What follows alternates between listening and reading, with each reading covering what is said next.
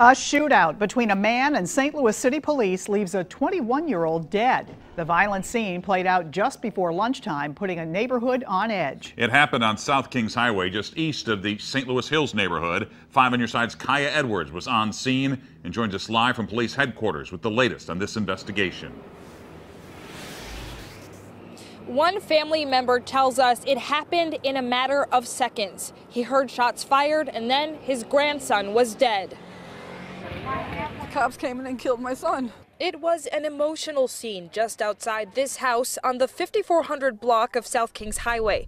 Family members say 21-year-old Isaiah Hammett is dead. I needed my son, and I feel like dying right now. Family members say they don't understand why his life had to end. I'm feeling totally devastated that I don't know what has happened to my grandson over there. Police say it stems from an investigation into narcotics and illegal firearms involving the 21-year-old. They went to the house to execute a search warrant. As they entered the residence, they came upon heavy fire. They say the 21-year-old immediately began firing shots at officers with this assault rifle, which police recovered from the scene. They say officers returned fire, striking and killing the man. Our officers frequently encounter high-powered assault rifles. Extremely dangerous business. Our SWAT officers today did a fantastic job. Hammett's 71-year-old grandfather tells us he was the only other person home at the time. He says he was in bed when officers arrived, and Hammett tried to protect him from the bullets. I just heard a bunch of gunshots. My grandson coming in, took me out of the bed, put me on the floor. More shots was being fired. The next thing I know, he's laying on the ground dead. Although he says there were at least 3 guns in the home, this family believes Hammett did not fire first. For no reason. They shot my son to death. Police say there are surveillance cameras outside the house, and the 21-year-old may have had an idea the SWAT team was approaching. The Force Investigative Unit is handling this investigation.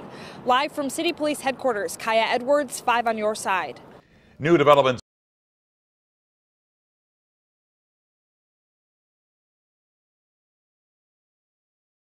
Cannabis kills, cops execute no-knock raid, murder man over non-existent plant.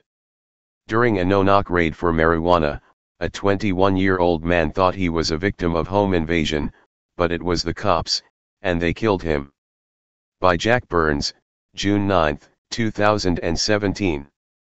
St. Louis, Missouri. On Wednesday, St. Louis police SWAT team members executed what appeared to be a no-knock raid on a home, killing 21-year-old Isaiah Hammett. According to the Riverfront Times, Hammett was suspected of dealing in drugs and weapons, but his family is telling a very different version of events from what the St. Louis Police Department is sharing. A bunch of shots was going on. My grandson was trying to protect me, threw me on the floor, his grandfather told reporters.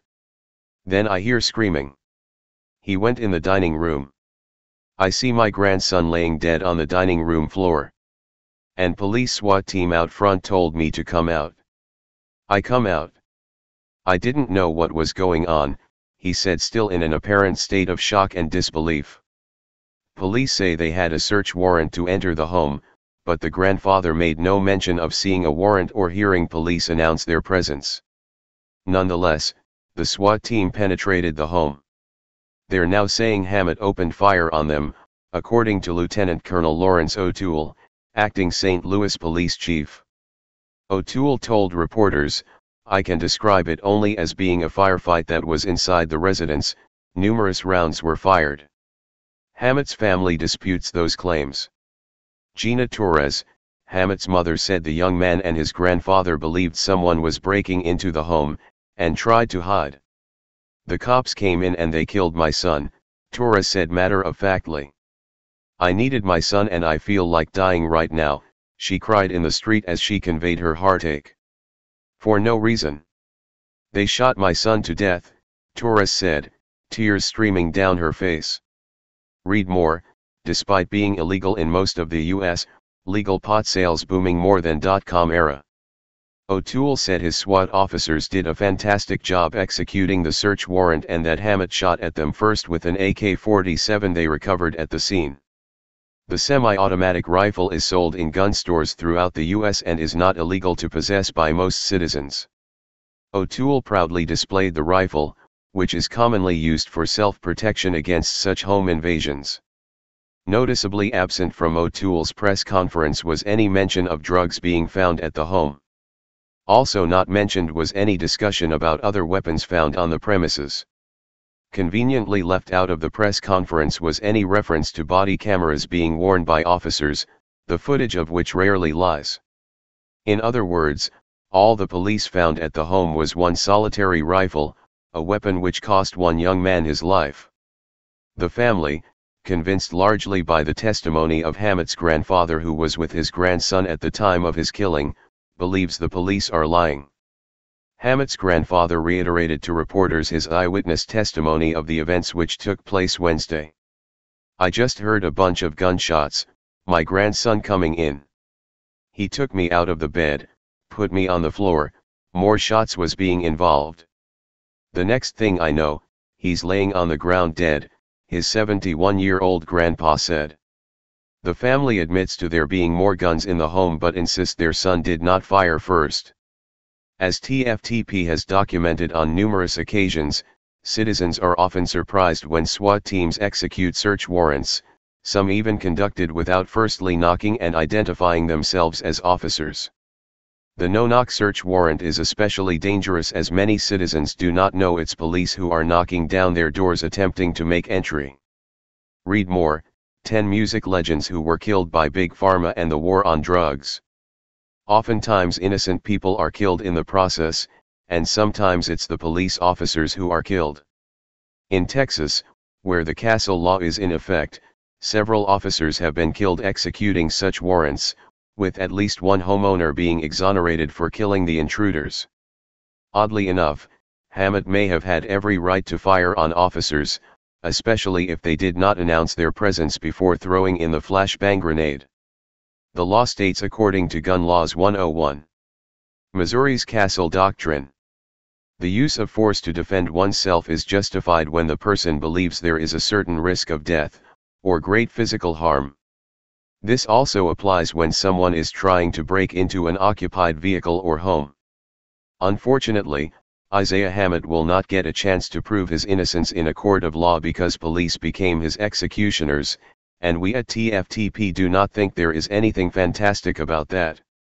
Hammett's only prior conviction was for possession of marijuana, a God-given plant, which is legal to use either recreationally or medicinally in 29 U.S. states. He now becomes one of the latest victims in the failed war on drugs. Hey Charlotte County, this is Charlotte County Cop Watch, and I wanted to explain what fair use is. You can use pieces of news articles if you're doing it for news reporting, you have commentary, and you're doing it for education purposes. So that's what fair use is, as you can see right here. Another reason why I wanted to make this video is to let you know I have just joined with Patreon. A nice thing with Patreon, I make no money on YouTube. They took the money away years ago, and so this is another way to give, and it's a nice thing too because you can give monthly. You can give $1, $5, $10, whatever. I do 4 to 5 hours a day on trying to wake the sheep up on how corrupt it is and different ways that you can fight the corruption. So Patreon is a way that you can do it, and then of course the old way is still there. Donate to Charlotte County Cop Watch with PayPal or credit card. So keep that in mind. 4 to 5 hours a day. I make no money, but the corruption happened to me and I'm sick of it, so I'm trying to wake people up. But my wife would love it if some, if we could get some help out there. There's 47,000 subscribers. Just think if each one of you subscribers just gave a, let's say, actually, yes, $1 a month. 47,000 subscribers gave $1 a month. That would be awesome. That's not going to happen. But anyways, that would be great if it did happen. But, do the math in your head. Just think about it. Like I said, 4 to 5 hours a day. I get no money from YouTube. YouTube has gone nuts. You can't do anything anymore. They're taking the money away everywhere. So these are a couple different ways that you can still help out with all this time that I put in. And as you know, I'm in a special situation where, you know, at least I can do it, you know, 4 to 5 hours a day. We have a cleaning company during the day. That's what allows me to do this, and we're debt free. So this is my hobby. I don't go fishing and all that other crap. I try to save the world. So help me out to make the wife happy, man. In fact, if you guys did give $1 a day, and there was 47,000 of you, and you did it, and each of you gave $1, and that was every month, oh my God, yes, I could quit. I could start suing them. Another idea too that we have is, you know, if I got, you know, some funds, we could actually contact everyone that has been ticketed and or arrested and put in jail and start sending them postcards to let them know we're here, and to see if everything went all right, and if it didn't, find out their story. So we could even do more investigations and more lawsuits. Lawsuits take money. So just think about that. You know, 47,000 of you so far right now. You know, $1 a day. I mean, $1 a month on Patreon, or $5 a month Patreon, 10, 20, whatever. Just do the math in your head. Help out. This is a lot of work every single day. Thanks.